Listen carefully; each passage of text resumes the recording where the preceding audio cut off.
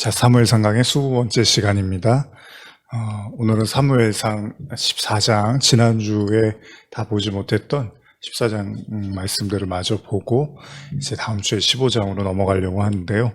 자, 오늘은 14장 38절에서 40절까지의 말씀을 먼저 읽겠습니다. 사무엘상 14장 38절에서 40절입니다. 사울이 이르되 너희 군대의 지휘관들아 다 이리로 오라. 오늘 이 죄가 누구에게 있나 알아보자. 이스라엘을 구원하신 여호와께서 살아계심을 두고 맹세하노니 내 아들 요나단에게 있다 할지라도 반드시 죽으리라 하되 모든 백성 중 한 사람도 대답하지 아니하며 이에 그가 온 이스라엘에게 이르되 너희는 저쪽에 있으라. 나와 내 아들 요나단은 이쪽에 있으리라. 백성이 사울에게 말하되 왕의 생각에 좋은 대로 하소서 하니라. 우리는 지난 시간에 사무엘상 14장의 말씀을 통해서 사울왕의 무모한 맹세로 인해서 오히려 블레셋과의 전쟁 중에서 백성들이 어려움을 당하는 그런 내용에 대해서 나누었습니다. 지난주의 내용들을 다시 잠시 설명해 드린다면 사울왕의 아들 요나단은 한 소년과 함께 블레셋 군인들의 지역에 몰래 잠입을 해서 하나님의 도움으로 말미암아 그들을 쓰러뜨리게 됩니다. 아울러 이는 다시 이스라엘과 블레셋과의 전쟁으로 번지게 되고요. 이스라엘은 하나님의 도움으로 점차 그 전쟁에서 승리를 해 나가게 됩니다. 이때 사울왕이 갑자기 맹세를 하죠. 그건 뭐냐면 바로 블레셋에 대한 보복이 다 끝날 때까지 백성들에게 금식을 명한 겁니다. 그러나 이는 두 가지 화를 불러일으키는데요. 첫째는 배고픔에 허덕이던, 금식 때문에 배고프게 허덕이던 군사들이 소와 양과 같은 짐승을 잡아다가 그냥 핏째 먹어버리는 죄악을 범하고 맙니다. 성경에서 이제 핏째 먹지 말라 그랬는데 그런 죄를 범하고요. 또 한 가지 문제는 바로 백성들에게 선포한 금식의 메시지를 듣지 못한 사울 왕의 아들 요나단이 음식에 입을 대고야 만 겁니다. 오늘의 본문은 바로 이 지점에 대한 이야기로 시작을 하는데요. 블레셋에 대한 보복에 혈안이 되어 있던 사울왕은 블레셋을 추격하여 한 사람도 남기지 말아야겠다고 생각하고는 제사장을 통하여 하나님께 묻게 됩니다. 문제는요, 하나님께서 사울왕에게 아무런 대답을 하시지 않은 겁니다. 사울은 이를 심히 이상하게 여기게 되고 무언가 군사들 중에서 죄를 범한 것이 아닌지 의구심을 품게 되죠. 사울은 백성들에게 말합니다. 현대어로 제가 14장 38절, 39절 읽어드릴게요. 그러자 사울이 지휘관들을 모두 한자리에 모아놓고 단언하였다. 누군가가 여호와께 죄를 범한 것이 틀림이 없소. 그런 자가 누구인지 당장 찾아내시오. 죄인으로 밝혀지는 사람은 처형될 것이오. 살아계신 여호와 앞에 맹세하지만 내 아들 요나단이 죄인으로 드러나더라도 처형될 것이오. 그러나 온 군인들 가운데서 그 말에 찬성하는 사람은 하나도 없었다. 그렇습니다. 이 이야기가 어떻게 진행될 것이라는 것을 암시라도 하듯이요. 사울은 자신의 아들 요나단의 이름을 걸고 또다시 맹세를 합니다. 설령 자신의 아들 요나단이 잘못을 했다면 반드시 그를 처형하겠다는 거예요. 어찌 보면 대단하고 가족에 연연하지 않고 자신의 말에 책임지는 아주 훌륭한 왕으로 보일 수도 있습니다. 그러나 다른 관점에서 보면요. 사울은 계속해서 불필요한 맹세를 남발하는 것처럼 보이기도 한다는 겁니다. 굳이 하지 않아도 되는 금식에 대한 맹세라든지 또 이로 인해서 군사들이 허기가 져서 짐승을 핏째 먹자 그제서야 이제 제사를 올리죠. 이제는 하나님께서 말씀하시지 않자 자신의 아들을 걸고 또다시 잘못한 죄인이 있다면 처벌을 하겠다는 맹세를 하는 거예요. 그런데 그 죄인이 내 아들이어도 죽이겠다 이렇게 이야기를 합니다. 물론 해석하기 나름입니다. 사울의 금식에 대한 맹세가 전쟁을 치르는 가운데서 오로지 하나님의 도움을 구하고자 하는 그런 겸손한 마음에서 나온 것일 수도 있고요. 짐승을 핏째 먹는 백성들을 안타까워하면서 하나님께 제대로 된 제사를 드리고자 하는 숭고한 모습으로 비춰질 수도 있고요. 나아가서 자신의 아들이라 하여도 하나님 앞에서는 똑같이 심판을 받겠다는 그런 정의로운 자로 이해할 수도 있습니다. 그러나 앞선 내용에서 사무엘과의 약속을 어겨가면서까지 스스로 임의로 제사를 드려 하나님으로부터 책망을 들었던 그런 사울의 모습이라든지요. 아울러 이제 나오는 사무엘상 15장에서 이제 하나님의 말씀에 순종하지 않고 버림을 받는 그런 사울을 떠올린다면요. 글쎄요. 하나님 눈앞에서는 앞서서 나열했던 내용들이 사울의 어떻게 보면은 그런 오만함에서 비롯된 행동으로도 볼 수 있다는 겁니다. 그러니까 그런 맹세가 이렇게 순수한 의도로 보기가 어렵다는 거예요. 사무엘상 14장 41절에서 43절 보시면요. 이에 사울이 이스라엘의 하나님 여호와께 아뢰되 원하건대 실상을 보이소서 하였더니 요나단과 사울이 뽑히고 백성은 면한지라. 사울이 이르되 나와 내 아들 요나단 사이에 뽑으라 하였더니 요나단이 뽑히니라. 사울이 요나단에게 이르되 내가 행한 것을 내게 말하라. 요나단이 말하 이르되 내가 다만 내 손에 가진 지팡이 끝으로 꿀을 조금 맛보았을 뿐이오나 내가 죽을 수밖에 없나이다. 결국 불길한 예감이 틀리지가 않습니다. 사울은 하나님께 누구의 잘못으로 인해서 하나님께서 도대체 침묵하셨는지를 물었고요. 결국은 요나단이 뽑히고 맙니다. 참 신기하죠? 요나단이 실제로 모두가 금식을 하라고 했는데 지팡이 끝으로 이렇게 꿀을 찍어서 맛을 보았단 말이죠. 그걸 이제 요나단이 또 실토를 합니다. 만일 이 장면만 놓고 보면요. 지금 하나님의 공분을 산 것이 마치 요나단의 잘못처럼 보입니다. 어쨌거나 금식을 하라고 한 맹세를 요나단이 어긴 것은 어긴 거니까 분명히 요나단 잘못으로 비춰지잖아요. 지금 상황은. 근데 성경은 뭐라고 하냐? 요나단에 대해서 이렇게 기술을 합니다. 사무엘상 14장 27절을 보시면 요나단은 그의 아버지가 백성에게 맹세하여 명령할 때 듣지 못하였으므로 손에 가진 지팡이 끝을 내밀어 벌집에 꿀을 찍고 그의 손을 돌려 입에 댐에 눈이 밝아졌더라. 그렇습니다. 어찌된 영문인지 모르지만 요나단은 아버지가 말씀하신 그 맹세에 대해서 듣지를 못합니다. 그러니까 엄밀히 말하면 요나단은 의도적으로 지금 악을 행한 게 아니에요. 알고서 그냥 먹은 게 아니라 못 들은 거잖아요. 분명 요나단은 이 소식을 들었으면 당연히 아무것도 안 먹으려고 했겠죠. 그러나 그는 음식을 먹었고 결국 죄인으로 낙인 찍히는 신세가 되었습니다. 어쩌면 죄인이라고 하기 어려운 그가 사실 이 전쟁을 승리로 이끈 장본인이었는데 그런 시발점이 되고 그런 하나님에 대한 믿음을 보였던 사람인데 오히려 그가 지금 이 전쟁에서 마치 가장 큰 죄를 범한 사람으로 찍히고 만 거예요. 왜요? 아버지 사울 때문에, 사울의 맹세 때문에 아들이 지금 위기에 처하게 됩니다. 그리고 요나단은 분명 아버지의 맹세가 그렇게 바람직한 게 아니라는 것을 고백도 해요. 사무엘상 14장 29절 30절 보시면 요나단이 이르되 내 아버지께서 이 땅을 곤란하게 하셨도다. 보라 내가 이 꿀 조금을 맛보고도 내 눈이 이렇게 밝아졌거늘 하물며 백성이 오늘 그 대적에게서 탈취하여 얻은 것을 임의로 먹었더라면 블레셋 사람은 살육함이 더욱 많지 아니하였겠느냐. 지난번에도 제가 말씀드렸지만 이 전쟁의 시작은요, 하나님에 대한 믿음을 가지고 한 소년과 시작한 어찌 보면은 요나단의 용맹한 믿음에서 시작된 겁니다. 그럼에도 지금 요나단은 죽음의 위기에 처하고 만 거죠. 그렇습니다. 분명히 하나님께 드리는 맹세는 지켜져야 함이 마땅합니다. 사랑과의 약속도 중요한데 하나님께 맹세를 한 건 더더욱 중요할 수밖에 없죠. 그러나 한 가지 우리는 생각해야 합니다. 하나님은 과연 사울의 맹세를 어떻게 생각하셨을까요? 사울은 지금 자신이 한 맹세로 인해서 자신이 사랑하는 아들을 잃게 생겼어요. 그럼에도 그는 백성들 앞에서 자신의 아들을 죽여서라도 맹세를 완성하겠다라는 이런 호언장담을 합니다. 그러면 하나님은 정말 기뻐하셨을까요? 하나님이 원하시는 게 그런 걸까요?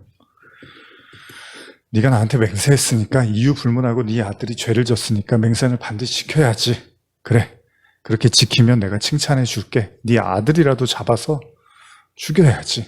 그럼 내가 칭찬해 줄게. 이게 과연 하나님의 뜻이었겠냐는 거예요. 우리는 이 지점에서 깊이 생각해 볼 필요가 있습니다.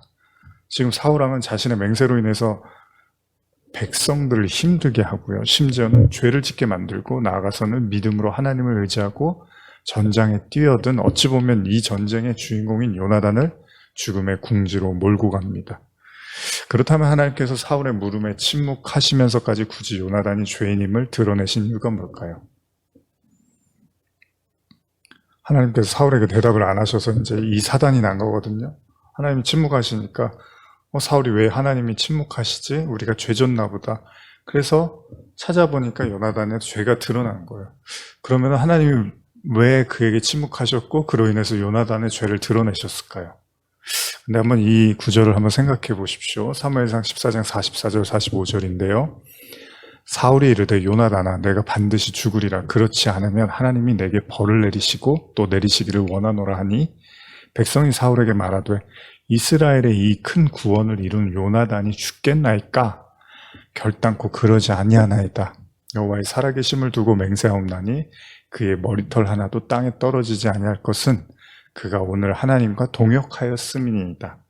하여 이 백성이 요나단을 구원하여 죽지 않게 하니라. 그러니까요, 요나단이 죄인으로 뽑히고요, 사울이 이제 요나단을 죽이겠다고 하나님 앞에서 이제 맹세를 하잖아요. 그런데 놀라운 사실은 백성들의 반응이었다는 거예요. 백성들은 요나단의 공적을 치하합니다. 그러니까 요나단이 이 전쟁에서 누구 때문에 이런 승리를 얻었는데 백성들이 이걸 너무나 잘 알고 있잖아요. 따라서 백성들은 절대로 요나단이 죽어서는 안 된다는 거예요. 하나님이 요나단과 함께 하셨고 이 전쟁 가운데 승리를 이끄신 그런 하나님의 뜻이 담겨 있는데 요나단에게 어떻게 이 전쟁의 말미에 요나단을 죽일 수 있냐는 거예요. 자고로 민심이 천심이라는 말이 있습니다. 아마도 지금의 상황은 그러 보이는 듯합니다. 아무리 하나님의 뜻을 어기고 왕을 달라고 우를 범했던 이스라엘 백성이었지만 지금 이 순간만큼은 하나님께서 정녕 무엇을 원하시는지를 잘 알고 있는 듯합니다. 어쩌면 요나단에겐 너무나 다행스러운 일입니다. 물론 이 또한 하나님의 이끄심이라고 생각되는 지점입니다. 그러나 감상적으로 다행이다, 이야기가 잘 마무리됐구나 라고만 생각할 수는 없습니다. 여기에서도 우리는 사울을 통해서 배웁니다. 자신의 아들의 죽음이 눈앞에 놓여있는 상황에서도 사울은 자신의 맹세의 정당성만을 주장한다는 거예요. 물론 맹세했으니까 그럴 수도 있는 법이죠. 한 입으로 두 말 하는 왕을 신뢰하는 사람은 없을 겁니다. 그렇기 때문에 그는 자신의 말에 최선을 다하는 것처럼 보이기도 합니다. 그러나 더 중요한 것이 있습니다. 자신의 맹세로 인하여 백성들이 피곤해지고 심지어는 자신의 아들이 죽음의 위협에 놓일 때 사울은 깨달아야 했습니다. 그건 자기의 고집스러운 불필요한 맹세가 얼마나 주변 사람들을 힘들게 하는지에 대해서 생각해 봐야 한다는 거죠. 그리고 나아가서는 하나님과 동역한 자를 죽이게 된, 그러니까 자신의 말이요 오히려 하나님의 사람, 의인을 핍박하는 그런 악을 행하는 그런 짓을 하고 있구나라는 걸 깨우쳐야 된다는 거예요. 자, 우리가 출애굽기를 보면요, 애굽의 바로의 강팍함으로 피해를 누가 보죠? 바로 왕이 하나님께서 이스라엘 백성들을 이제 노예에서 빼내달라고 바로 왕에게 모세를 통해서 경고를 하잖아요. 근데 계속 거부하고 강팍하게 나오잖아요. 그래서 재앙이 내리죠? 근데 누가 피해를 보죠? 백성들이 피해를 봅니다. 바로는요, 하나님 앞에서 자신의 고집을 꺾지 못하고 하나님의 선지자 모세의 말을 거절하고 무시했습니다. 그럴 때마다 애굽에 사는 사람들은 하나님의 그 재앙을 겪어야만 했습니다. 그리고 그 10가지의 재앙이 끝나고 나서야 비로소 바로가 무릎을 꿇죠. 근데 왜 그렇죠? 그 마지막 재앙은 우리가 잘 알고 있는 바로 장자의 죽음이었기 때문입니다. 누구나 자신의 사랑하는 아들이 죽는 것을 그냥 지켜볼 사람은 없겠죠. 결국 하나님 앞에서 바로도 무릎을 꿇게 됩니다. 그럼에도 불구하고 바로가 여기서 끝나지가 않습니다. 여러분들 잘 아시는 것처럼 끝까지 쫓아가죠. 또 나중에 홍해 앞에까지. 이 인간의 강팍함은 이렇다는 거예요. 그러니까 하나님이 이거를 드러내지를 않으니까 우리가 그걸 잘 모르는데, 여러분, 어떤 특정한 상황, 어떤 그런 특별한 상황이 됐을 때 저와 여러분들 안에도 그 강팍함이 이렇게 고스란히 드러날 때가 있어요. 요나의 강팍함이요, 그가 탔던 다시스로 가는 배에 탄 사람들을 어떻게 하죠? 위험에 빠뜨리죠. 하나님께서 니느웨이로 가라 그랬는데 다시스로 가니까 누가 고통을 받는 줄 아십니까? 요나가 탄 배에 탄 사람들이 같이 고통을 받더라는 거예요. 그렇습니다. 우리의 강팍함이요, 우리의 자고함이 때로는 누군가를 공경에 빠뜨리기도 하고요. 나아가서는 의인들을 박해하는 악을 행하기도 한다는 거예요. 우리의 의지와 상관없이. 어쩌면 하나님께서 사울의 맹세에 반응하신 이유도 맹세를 철저히 지키는지, 사울이 맹세를 잘 지키는지를 시험하시려고 한 것이 아니라 바로 사울 자신에게 그가 얼마나 무모한 사람이고 주변 사람들을 힘들게 하는지를 깨닫기 위한 것일지도 모른다는 겁니다. 어쩌면 지금 유일하게 하나님의 뜻을 거스르고 있는 사람은요, 다른 사람이 아니라 사울 자신이었는지도 몰라요. 백성들도 이거 요나단 죽이는 거 이거 하나님이 원하시겠습니까? 또 요나단도 이거 아버지의 맹세가 이거 잘 된 건가? 요나단은 오히려 하나님과 동역을 했단 말이에요. 근데 유일하게 지금 그렇게 하나님의 동역한 사람을 죽여도 된다고 생각하는 건 아버지 사울 왕밖에는 없더라는 거예요. 그렇기 때문에 저와 여러분들은요, 항상 모든 상황을 완벽하게 뒤집어 볼 필요가 있습니다. 우리의 정의로움이요, 우리의 옳다고 생각하는 우리의 생각이 전혀 반대일 수도 있다는 거예요. 그러니까 지금 사울은 자기만 옳다고 생각하는데 사실은 백성들, 요나단, 그들이 옳았고 사울만 틀렸다는 거예요. 그러니까 저와 여러분들도 이거는 내가 너무나 분명하고 확실한 것 같은데 그걸 뒤집어 보면은 나만 틀릴 수도 있다는 거예요, 사실은.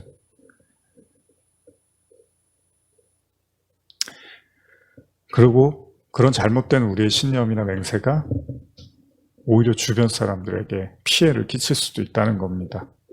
사실 모든 인간은 다 예수님을 십자가에 못 박은 죄인이라고 성경은 말하고 있습니다. 그렇기 때문에 바울은 이 땅에는 단 한 사람의 의인도 없다고 해요. 그러면 모든 사람이 죄인이라면 그가 아무리 선해 보이고 그렇지 않더라도 모두가 예수라는 의인 앞에서는 피해갈 수 없는 악인인 건 사실이잖아요. 사울이 범하고 있는 가장 큰 실수는요, 제가 생각하기에는 그는 자신만 의롭다고 여기는 그거 같아요.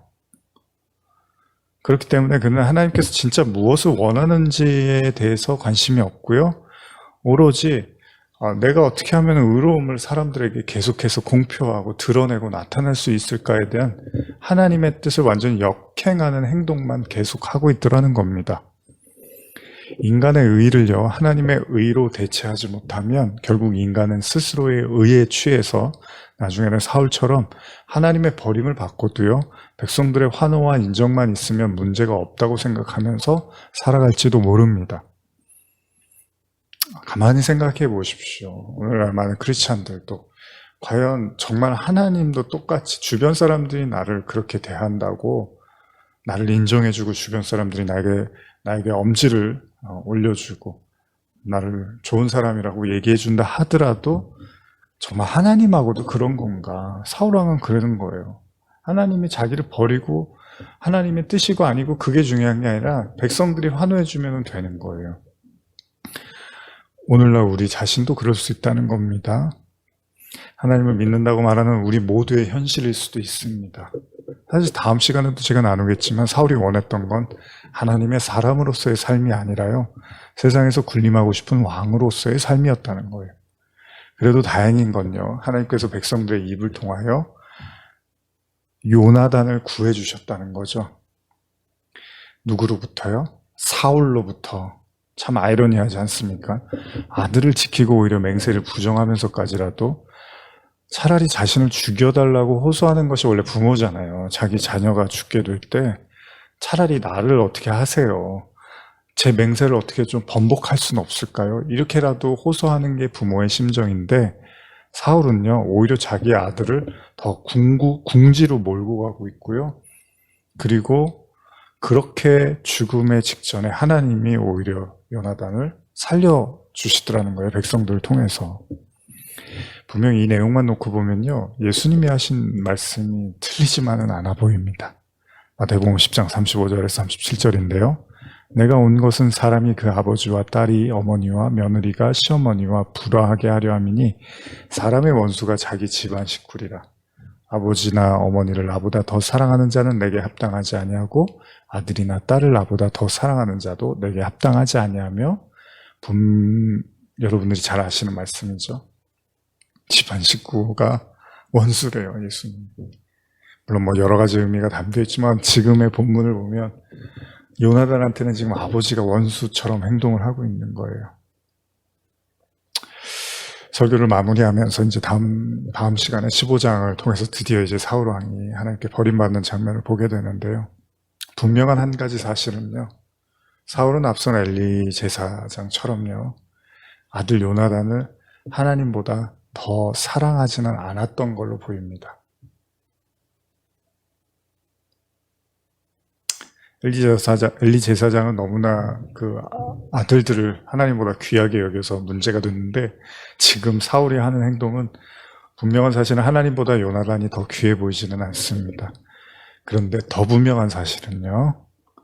사울은 아들 요나단보다 자기 자신이 더 소중했는지도 모릅니다. 기도하시겠습니다. 하나님 아버지, 오늘 사울의 모습을 통해서 우리 자신을 들여다봅니다. 사울에게 중요한 건 무엇이었을까요? 무엇이 그토록 중요했기에 사울은 백성들을 피곤하게 하면서 또 아들 요나단을 궁지로 몰면서까지 자신의 맹세와 자신의 옳음을 증명하려 하였을까요? 오늘 우리 자신에게도 묻습니다. 어쩌면 우리가 소중히 여기는 바로 우리 자신. 물론 주님이 내 자신처럼 이웃을 사랑하라고 하였습니다. 정말 우리는 우리 자신을 주님의 사랑으로 사랑하고 있는 것인지 아니면 헛된 자기의 의와 헛된 맹세와 헛된 말들에 의해서 오히려 주변을 눌러가며 악을 행하며 우리의 옳음을 드러내고 있는 건 아닌지 생각해 봅니다. 오늘 이 말씀을 듣는 모든 성도들 가운데 하나님의 십자가의 은혜가 부어지기를 간절히 소원합니다. 예수님의 이름으로 기도드립니다. 아멘.